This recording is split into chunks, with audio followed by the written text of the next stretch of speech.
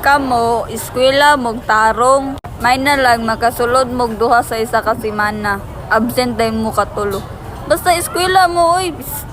Pero ugma naka-schedule naman ko kay mang birthday man ko ila Ira og ibing.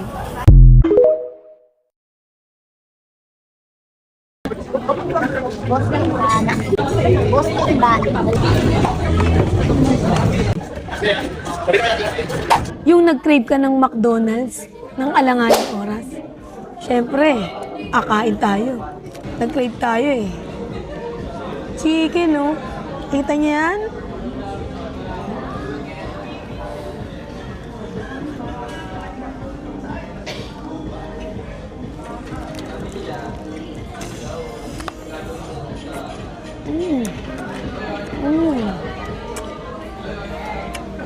Iba talaga ang McDo.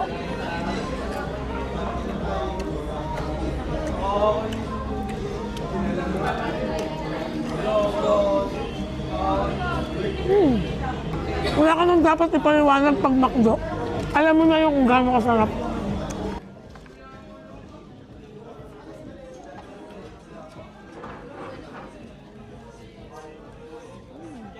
Masarap din tong fries na may gravy.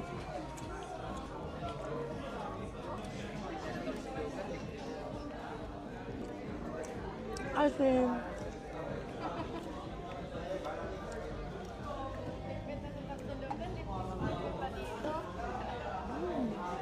Ayun natin to.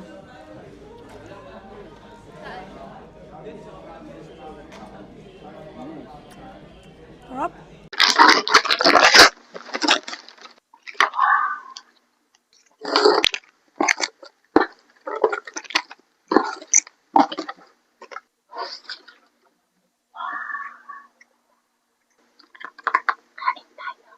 So, meron tayo dito 3 pieces na chicken.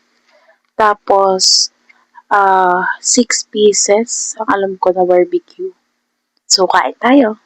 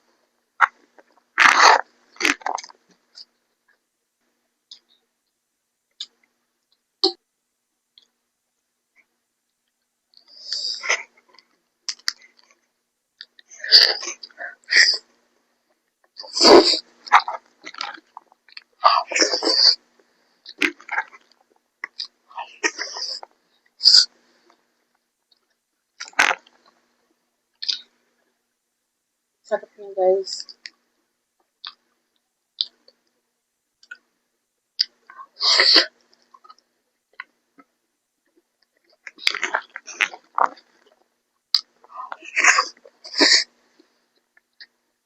favorite part ko to.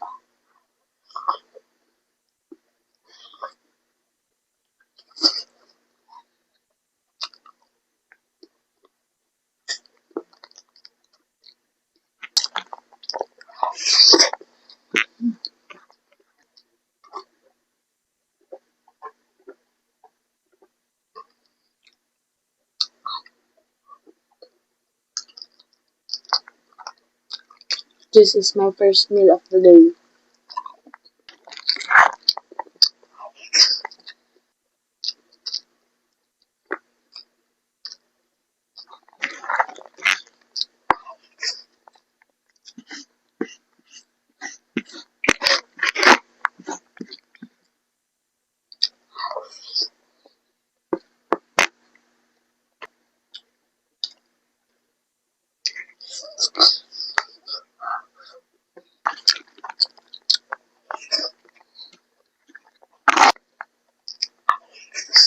Barbecue.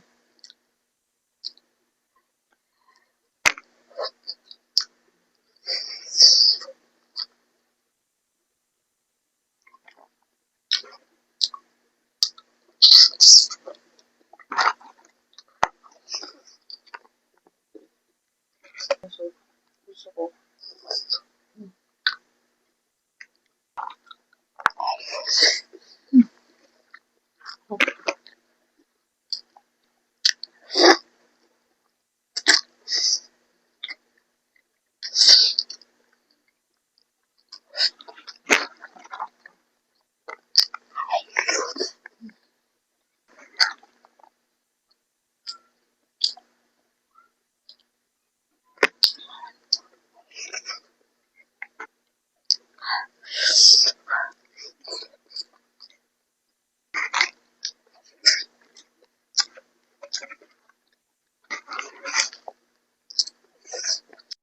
Hello guys, kakain po nga pala tayo ng, ano nga to, mang inasal. Hindi ko alam kung masarap ba to. First bite. Sasabayan natin ang kanin. Yun.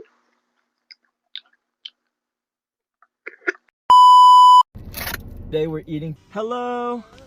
Thank you so much. Oh, holy crap! This is for you guys, you know. Thank you so much. We've been doing it since March. Oh. And we both lost our job. Took a trip to California. We saw a line. We was like, what is that? And they said, I love empanadas. Our goal is to either have a brick and mortar or a food truck. You guys will. Oh my god. Are you kidding me? Look at that. Today we're eating Filipino street food off Facebook Marketplace.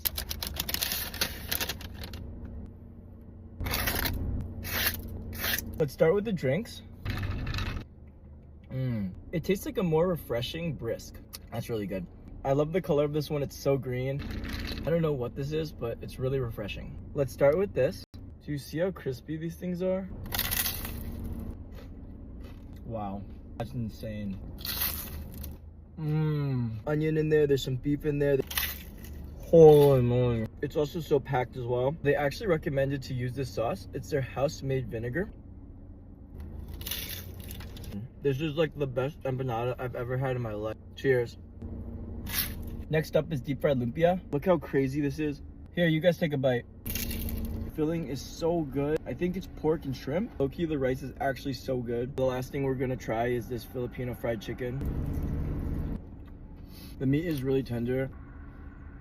Wow. This was some of the best Filipino street food I've ever had. Make sure to support this local in Seattle, Washington. Ang niluto ko lang ay hot dog and then nilagyan ko ng ketchup and oyster sauce. I don't know if it looks appetizing sa inyo pero this smells so good. I'm so hungry. Let's eat! Kain oyat!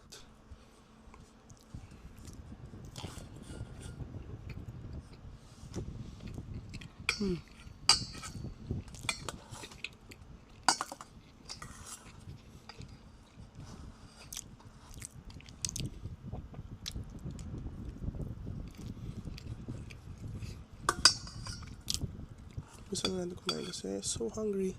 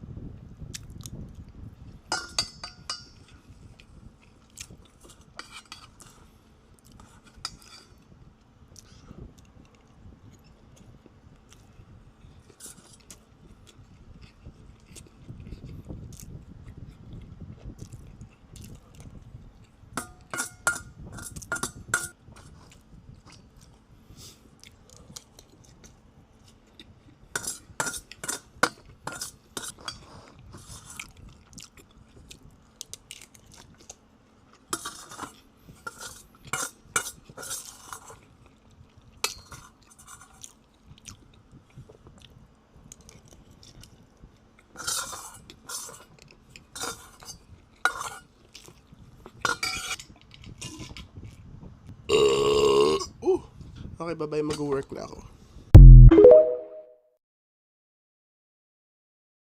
Kung ano-anong random food na naman ang kinakain natin, guys, para lang hindi mag-rice. Meron kami ditong Shanghai. Tapos ito menudo galing kay mama ko. Meron ding orange, si Shine may saging. Walang rice pero deep fried, mamantika yung food natin. Guys. Pag nagmenudo kami sa amin sa bahay, sila mama ko, guys, walang tomato sauce, kamatis lang talaga, kaya ganito kulay. First bite. Pork.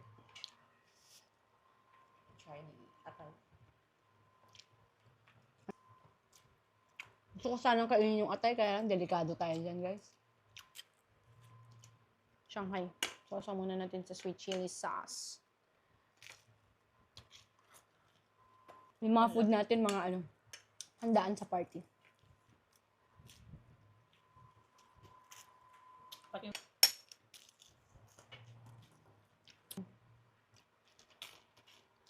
Lambot ng baboy. Bloke. Grabe, oh. Hindi. Ano naman siya? Parang papel lang. Init na siya, ha? Chicken ka ba?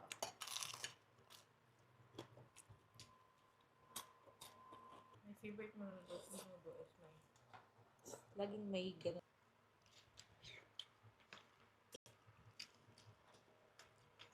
Nagbalak mag-ganun. Sarsan na lang to, guys. Cheers!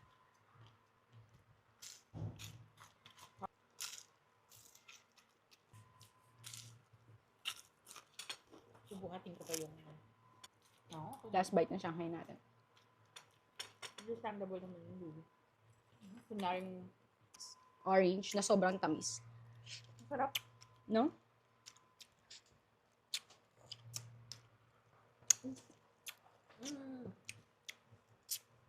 Mahilo ko dun.